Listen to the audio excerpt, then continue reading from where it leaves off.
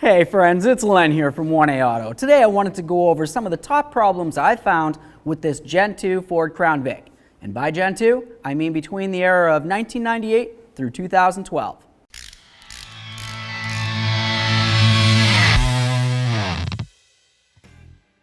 Okay, so let's get under the hood. And the first thing I want to talk about is the mass airflow sensor, which is going to be located right here. And what this is going to do is it's going to meter the amount of air that's getting drawn through your air filter. Getting right past this, it's going to say, wow, I'm getting a lot of air. This is great. I'm going to go sucked right into the engine. At that point, it's going to send a little message up through these wires to the brain of the vehicle, and it's going to say, okay, we've got this much air coming in, we need this much fuel, so that way there you can have the exact proper amount of air-fuel ratio. One of the first things I want to get into about this mass airflow sensor is if it is no good, you might get an improper barometric reading, which essentially means that your vehicle may think that you're climbing a mountain when generally speaking you're almost at sea level. So it tries adding a little bit more air or a little less air, and it's just confused on what's going on. So you could have a runnability issue where your vehicle's running either a little bit too lean or a little too rich. A few of the other things that you might notice might be something as simple as erratic idle. Maybe the idle's a little high or maybe even a little bit low, which would be very common if you had an issue with the mass airflow sensor. Essentially, your vehicle doesn't know how much air is getting drawn in, so it's gonna run a little weird. You might try to step on the gas and it just doesn't wanna go. Low power, right? It's very common. Another thing that you might notice is you jump in the vehicle and you try to spark it up, and for some reason it's just because it's trying to draw air, it's trying to add fuel, and this thing just doesn't know what's going on. So of course the brain of the car doesn't know what's going on either. Some of the possible causes for this could be the fact that maybe inside your mass airflow sensor, you have that little metering sensor thing inside there. That could be dirty. Overall, if you run your vehicle for too long with the same air filter, it's gonna get very dirty. After a while, that dirt's gonna start pushing its way through the engine, or getting sucked through the engine. It's gonna go through that little air duct, get past this little metering thing right here, and it's gonna go through. It's gonna collect all that little dirt right on here. If this gets built up with too much crud, it's not gonna know what's going on. The sensor itself could just be old, and maybe it's just kinda out of its range. It doesn't really remember what's supposed to be going on. And of course, it could be bad wiring. You could disconnect it and take a peek in here. If you see any funny colors, or even in that little connector, you know moisture got in, and it could potentially have an issue with that connection. And of course, you would want to check the wiring that leads to that to make sure everything's copacetic with that. Some of the possible fixes would be to try to clean it and do a reset, see if that fixes the issue. If it doesn't, unfortunately, you're more than likely going to have to replace it, in which case I would just go on 1aauto.com and check us out. The next thing I want to talk about is right underneath these coils. That's where your spark plugs are going to be. They're going to look something like this. The darn spark plugs like to work their way out of the heads and then come popping right out of there, okay? And overall, when that happens, it's going to pull the aluminum out of the head of your engine, and that's going to become a major issue. You're going to be driving down the road, and maybe you hear a little bit of an exhaust leak for a little while, or at least it sounds like one. But basically, that's just the combustion inside the cylinder coming up through here, working its way through the threads. As it does, it keeps rattling this, turning it left, left, left, unscrewing it. By the time it gets to here, there's really not very much threads, and it just pulls the threads right out of the aluminum engine, right? Obviously, that's not great. That's a very common issue with these. You can put in brand new spark plugs if you want. You can torque them like you're supposed to, and for some reason, it just happens. In which case, what you would have to do is you would, of course, have to hone it out.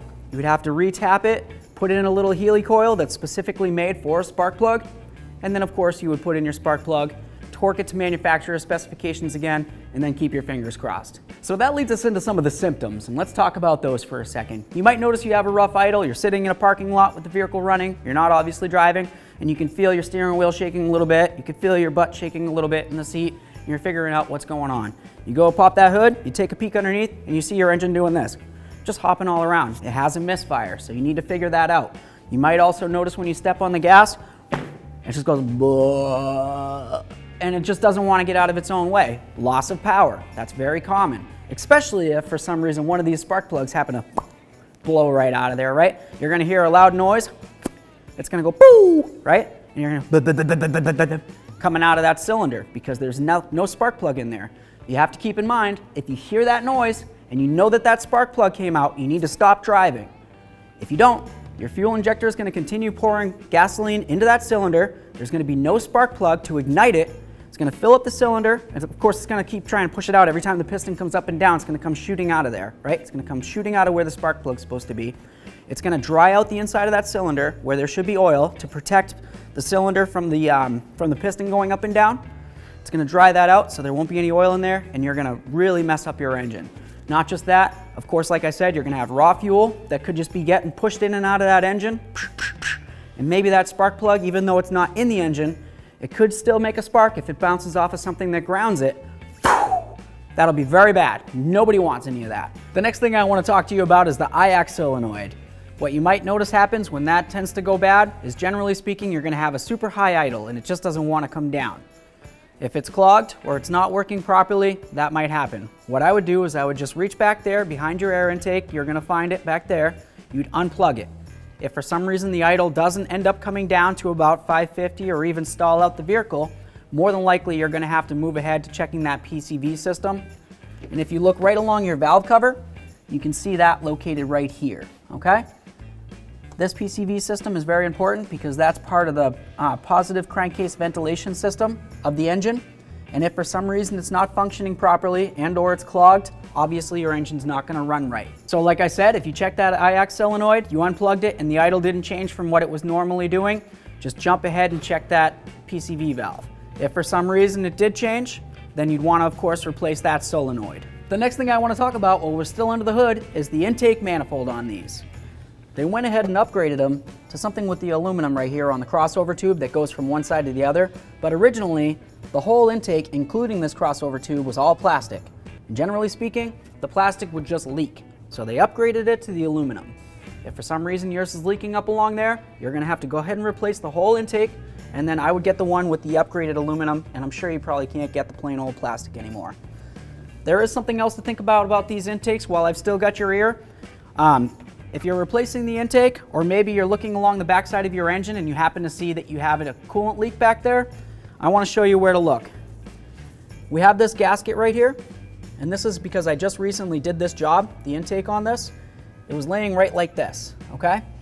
And basically there was like a small little pinhole in the engine, on the engine block there, right where this sits on, and it was making it so coolant, as this heats up, it was kind of seeping in there, and it just kind of deteriorated and ate away. Once it ate away enough, it started seeping down along the back side of the engine there. This is very common on these vehicles. In all actuality, it's pretty common on a lot of vehicles, but it is something that I wanted to mention about this particular one. Now, the last thing I want to talk to you about on this is located inside the vehicle, and it's located right down here. On the dash, you're going to see this, and this is the little heater selector switch. This is going to work for your HVAC system, and it works off a vacuum, which is created from the engine. As you turn this switch, you should hear an audible noise of vacuum inside of the dash area. There it is, little hiss, okay? If for some reason you were switching this and you didn't hear any hissing noise coming from inside the dash, more than likely you don't have any vacuum getting down to this. And that's very common to happen if you're working underneath the hood on the engine and you happen to disconnect one of those hoses. Maybe you didn't reconnect it, or maybe you did reconnect it and it just really wasn't in the best condition. Or even, you didn't even touch the darn thing and it just kind of rotted and deteriorated and fell off on its own. Could just be in poor condition. Lots of things like that.